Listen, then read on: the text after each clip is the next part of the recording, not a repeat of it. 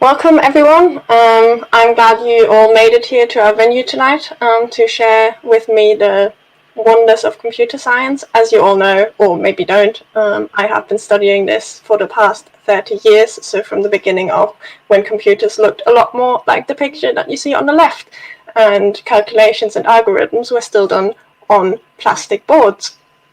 So this is basically what my PhD looked like. The person on the right is Dr. Green Young. He was my PhD supervisor, and he explained to me how computers work. And the one on the left is actually a very interesting device. As you can see, it has a connection to the electricity network on the side, and then the upper part is basically just making calculations that help you determine the length of boiling an egg. You would put the pot on top of there, and it would heat up the water just as you need to for as long as you need to. It looks like a simple device, but back in the day this was actually quite difficult to achieve. Obviously nowadays we can laugh about it because we have seen such more complex computers. And today I'm going to take you through a time course of computer science. So here you can see the next step in development, which is the floppy disk. And obviously many of you remember it, many of you don't, but this is basically how computers were developed further, because you could actually store a lot more on these. And you can see that the price actually over the years between 2004 and 2018 increased quite a lot for these floppy disks, which is surprising as they're not being used anymore. But this is precisely the reason why the price increased, because they become more rare and they become more important in very specific applications related to making calculations, to creating algorithms that a lot of people aren't aware of, but that are actually really important for everyday life. And this is also the slide that brings us to everyday life. As you can see, this is a plan of different weeks, as you've all seen week plans in your own lives before. And this is basically what floppy disks, for example, help you with. Not only floppy disks, but also others. Computers cannot just run and make calculations on your data or provide you an access to Facebook or whatever it is.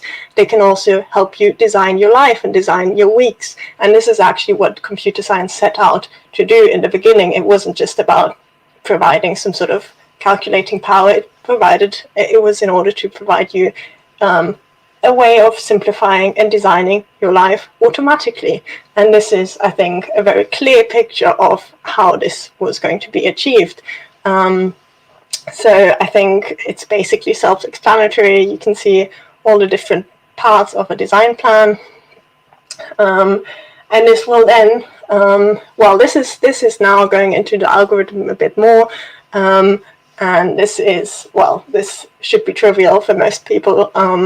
So you can see the table of the root and non-root, which I'm sure you've all heard about before.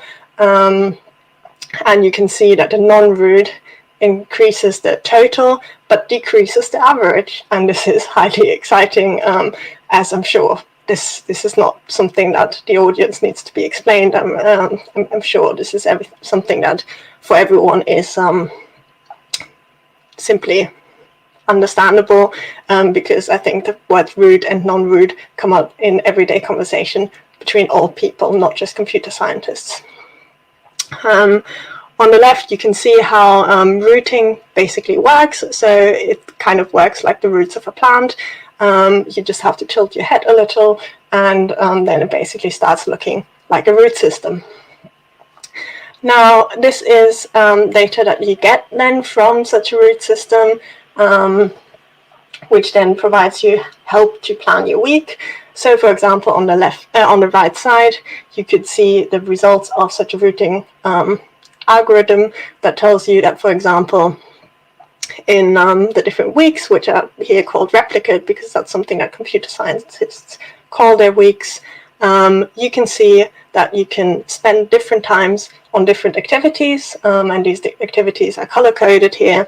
So, for example, a light green would refer to reading books a lot, and yellow would relate to cooking, and this is because transferred into percentages in this plot, because, well, that's just, we like to work with numbers in computer science. I want to now kind of bring this together with a quote, which is, "Your consciousness is disconnected from heaven." And I think this is quite a nice summary of what I've been talking about. So obviously it is disconnected, the consciousness is disconnected from heaven, and the way we use computer science is basically by connecting again and making sure we have a way of designing our lives, planning our weeks, cooking our eggs better, and this is raising us to higher consciousness levels. And I think this is something that we've all experienced very clearly with computers.